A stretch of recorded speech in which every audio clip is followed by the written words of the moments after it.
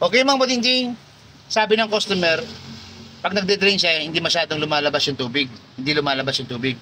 In-adjust ko na dito para umangat siya. Ngayon, tanggalin ko yung pagka-drain. Parado pala ng mga barya, kaya pala ayaw mag-drain. Siyempre, hindi na ito mag-drain mga budingging. Nakaharang kasi yung mga barya at yung mga iba-ibang klaseng pumasok dyan sa loob. No? Pukpukin lang po natin para po lumabas yung mga baryang nasa loob.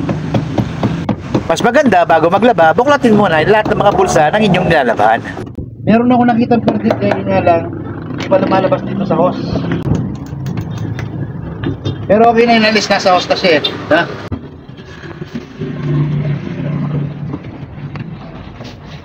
Okay, subukan natin lagyan ng tubig. Baka sakali lumabas na yung perdit. Okay, mabuting, nilagyan na natin ng tubig. Ngayon, subukan na natin i-drain.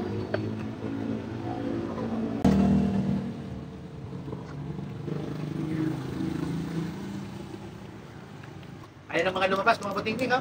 Ayan. Ayan ang mga barya. Saka yun, oh. Ano yun? Vertible.